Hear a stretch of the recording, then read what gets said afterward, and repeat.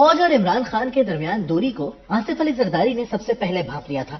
آصف علی زرداری کو اپنے ذرائع سے پتہ چلا کہ فروری 2021 میں کور کمانڈرز کی اوپر نیچے طویل میٹنگز ہوئیں اور فوج نے ان میٹنگز کے بعد نیوٹرل اور اے پولیٹیکل ہونے کا فیصلہ کر لیا ہے۔ 3 مارچ 2021 کو سینیٹ کے الیکشن تھے۔ عمران خان وزیر خزانہ حفیظ شیخ کو اسلام آباد کی جنرل نشست سے جتوانا چاہتے تھے۔ آصف علی زرداری نے فوج کی غیر جانبداری چیک کرنے کے لیے یوسف رضا گیلانی کو میدان میں اتار دیا۔ پی ڈی ایم نے مل کر الیکشن لڑا اور پی ٹی آئی کی اکثریت کے باوجود 5 ووٹ سے ہار گئی۔ یوسف رضا گیلانی جیت گئے۔ یوں ثابت ہو گیا اسٹیبلشمنٹ واقعی حکومت کے پیچھے سے ہٹ گئی ہے۔ لیکن پھر اچانک عمران خان نے اعلان کر دیا کہ وہ 6 مارچ کو اعتماد کا ووٹ لیں گے اور اسٹیبلشمنٹ ایک بار پھر عمران خان کی سپورٹ پر مجبور ہو گئی۔ جنرل فیض حمید کو ذمہ داری سونپی گئی اور یہ 72 گھنٹے مسلسل جاگ کر حکومت بچانے میں کامیاب ہو گئے۔ چودھری شجاعت حسین اس وقت اسپتال میں تھے۔ چودھری صالح حسین ان کو کھانا کھلا رہے تھے۔ ایک فوجی افسر گلدستہ لے کر اسپتال آئے، چودھری صاحب کی عیادت اور اس کے بعد درخواست کی، سر بے شک چودھری صاحب علیل ہیں لیکن آپ نے کل ہر صورت پارلیمنٹ ہاؤس پہنچ کر وزیر اعظم کو اعتماد کا ووٹ دینا ہے۔ صالح حسین دوسرے دن جب تک پارلیمنٹ ہاؤس نہیں پہنچ گئے انہیں اس وقت تک فون آتے رہے۔ طارق بشیر چیمہ بہاولپور میں تھے۔ انہیں فون کر کہا گیا آپ خود آئیں گے یا آپ کو لانے کا بندوبست کیا جائے؟ ڈاکٹر عامر لیاقت حسین مرحوم نے کیمرے پر کہہ دیا میں آیا نہیں ہوں، مجھے لایا گیا ہے۔ خود چل کر آ گئے، آپ بھی تو بڑے گلے شکوے تھے۔ جی ہم آئے نہیں، لائے گئے ہیں اور بہت اہتمام سے لائے گئے۔ بہرحال جنرل فیض حمید نے جیسے تیسے ایم این ایز پورے کر دیے۔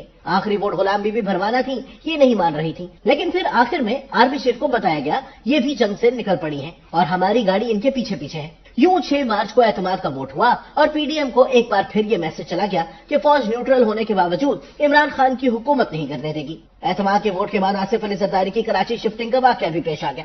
عمران خان نے جنرل باجوہ اور جنرل فیض سے پی ڈی ایم توڑنے کا مطالبہ کر دیا۔ میں یہ واقعہ 29 دسمبر کے کالم جنرل باجوہ کے 2 NRO میں لکھ چکا ہوں۔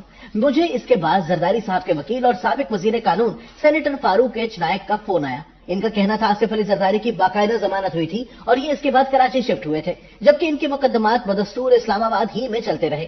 میں نائک صاحب کا احترام کرتا ہوں، انہیں چیلنج نہیں کر رہا، لیکن میری اطلاعات کے مطابق جنرل فیض نے عمران خان کی ہدایت پر آصف علی زرداری کو نیب اور عدالت سے رعایت لے کر دی تھی اور رعایت کے بعد 2 واقعات ہوئے تھے۔ زرداری صاحب کراچی چلے گئے اور یوسف رضا گیلانی کو سینٹ میں حکومت کی اتحادی باب پارٹی کے 4 ارکان کے ووٹ دے کر اپوزیشن لیڈر بنا دیا گیا تھا۔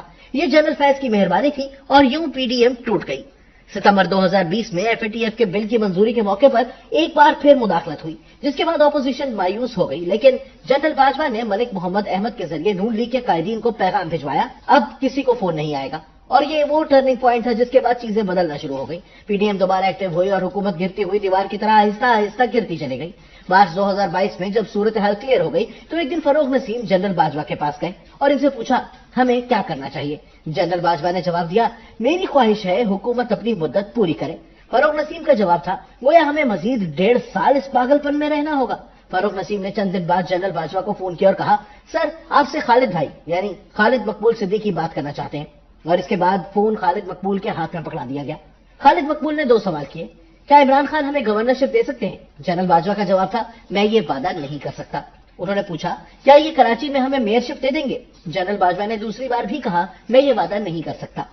خالد مقبول نے اس کے بعد کہا سر پھر ہمیں پی ڈی ایم میں جانے دیں، ہم نے 1 سال کے بعد الیکشن بھی لڑنا ہے، ہم خان کے ساتھ الیکشن کے قابل نہیں رہیں گے۔ جنرل باجوہ کا جواب تھا یہ آپ کا اپنا فیصلہ ہے، اور یوں ایم کیو ایم چلی گئی اور اسے پی ڈی ایم نے گورنرشپ بھی دے دی اور یہ اب میئرشپ کے لیے کوشش کر رہے ہیں۔ یہ بھی حسب وعدہ انہیں مل جائے گی اور یہ ایک بار پھر متحرک بھی ہو جائے گی اور اس کی پی ٹی آئی کو بہت تکلیف ہے۔ عمران خان کے دور میں 2 اور حیران کن واقعات بھی پیش آئے۔ ندیم بابر اورینٹ پاور کے نام سے بجلی بنانے کی ایک کمپنی چلا رہے تھے۔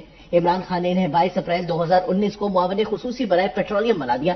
یہ سیدھا سادہ کلیش آف انٹرسٹ تھا۔ اسٹیبلشمنٹ نے وزیر اعظم کو اس تقرری سے روکا لیکن یہ نہ مانے اور یوں ندیم بابر پیٹرولیم کے معاون خصوصی بن گئے۔ ان کے دور میں 3 خوفناک واقعات پیش آئے۔ ان کے پلانٹس کو جلدی اور زیادہ پیمنٹ مل جاتی تھی جس پر دوسرے مالکان شور کرتے تھے۔ دوسرا، ایک دن افغانستان میں امریکی فوج کے کمانڈر نے جنرل باجوہ کو فون کر کے بتایا کراچی پورٹ پر تیل کی درآمد میں گڑبڑ ہو رہی ہے۔ اسٹیبلشمنٹ نے ندیم بابر سے پوچھا، ان کا جواب تھا نہیں سر یہ اطلاع غلط ہے، کراچی پورٹ پر کچھ نہیں ہو رہا۔ چند دن بعد امریکہ کے 4 GFAs نے جنرل باجوہ کو فون کر کے دوبارہ شکایت کی۔ आर्मी चीफ ने आईएसआई को कराची पोर्ट भिजवा दिया। आईएसआई ने पोर्ट से तेल का भरा हुआ जहाज पकड़ लिया। जहाज के कागजात ओमान के थे, लेकिन इसमें पेट्रोल ईरानी था और इस पेट्रोल की कीमत में फी लीटर 30 रुपए का फर्क था और ये जहाज नदीम बाबर ने अपने लिए मंगवाया था। वजीर आजम को बताया गया, लेकिन ये खामोश रहे। तीसरा वाकया इससे ज्यादा खौफनाक था। जनरल बाजवा के कतर के शाही खानदान से करीबी ताल्लुकात थे। ये पाबंदी के दौरान भी कतर का दौरा करते रहे थे और कतर के शाही खानदान को इस बात की बहुत हया थी। 2021 में मुल्क में गैस का बहरान था। माहिरीन की पेशगोई थी, सर्दियों में लोगों के चूल्हे ठंडे पड़ जाएंगे। जनरल बाजवा नदीम बाबर को लेकर कतर गए और शेख से एलएनजी की दरख्वास्त की। चीन कतर से गैस का सबसे बड़ा खरीदार था। कतर इसे $11.25 में एलएनजी बेचता था, लेकिन कतर ने हमें $10.25 में गैस दे दी। मगर ये सहूलत वन टाइम थी। हमें कहा गया, आपको जितनी गैस चाहिए आप एक बार ले लें। जनरल बाजवा ने नदीम बाबर और मेजर जनरल मोहम्मद इरफान को कतर के वजीर गैस के हवाले कर दिया। वजीर ने पाकिस्तान की जरूरत पूछी। नदीम बाबर ने कहा, हमें 3 जहाज दे दे। जनरल इरफान ने नदीम बाबर के कान में कहा, हम 10 ले लेते हैं, हमें ज्यादा जरूरत पड़ेगी। लेकिन नदीम बाबर का कहना था, हमारे लिए 3 जहाज काफी हैं। जनरल इरफान ने दोबारा सोचने के लिए कहा, लेकिन नदीम बाबर नहीं माने। ये एक्सपर्ट थे, फौज गैस की असल जरूरत से वाकिफ नहीं थी। लिहाजा जनरल इरफान खामोश हो गए और यूं हम सिर्फ 3 जहाज बुक कराकर वापस आ गए। लेकिन जब सर्दियां आई तो पूरे मुल्क से गैस और बिजली दोनों गायब हो गई और हुकूमत ओपन मार्केट से $30 में एलएनजी खरीदने पर मजबूर हो गई। ये सीधी सादी ज्यादती थी। तहकीकात की गई तो पता चला नदीम बाबर ये खेल अपना फर्नेस ऑयल बेचने के लिए खेलते रहे। चुनाचे फौज ने शदीद एहतजाज किया और यूं इमरान खान ने नदीम बाबर से इस्तीफा ले लिया। नदीम बाबर चले गए, लेकिन इनकी मेहरबानियों की फसल मुल्क आज भी काट रहा है। जनरल बाजवा तस्लीम करते हैं, शाहिद खाकान अब्बासी ने कतर से एलएनजी का सस्ता तरीन सौदा किया था, वो जारी रहना चाहिए था। इमरान खान ने वो सिलसिला तोड़कर मुल्क पर जुल्म किया। फौज ने 2020 में नरेंद्र मोदी को पाकिस्तान आने के लिए भी रजामंद कर लिया था। ये कारनामा जनरल फैज हमीद का था। ये एक अरब मुल्क में भारत के national security adviser Ajit Doval से मुतादिद मर्तबा मिले और ये फैसला हो गया, नरेंद्र मोदी 9 अप्रैल 2021 को पाकिस्तान आएंगे। मोदी हंगलाज माता के पुजारी हैं। ये सीधा हंगलाज माता के मंदिर जाएंगे, वहां 10 दिन का व्रत रखेंगे। वापसी पर इमरान खान से मिलेंगे, इनका बाजू पकड़कर हवा में लहराएंगे और दोस्ती का ऐलान कर देंगे। नरेंद्र मोदी ये ऐलान भी करेंगे कि हम तिजारत खोल रहे हैं। हम दोनों एक दूसरे के मुल्क में मुदाखलत और दहशतगर्दी ना करने का ऐलान भी करते हैं और कश्मीर का फैसला हम 20 साल बाद मिल बैठकर करेंगे। ये फैसला हो गया, लेकिन ऐन वक्त पर शाह महमूद कुरैशी ने इमरान खान को डरा दिया। इनका कहना था, आप पर मोहर लग जाएगी, आपने कश्मीर का सौदा कर दिया। वजीर आजम पीछे हट गए और यूं ये दौरा भी कैंसिल हो गया।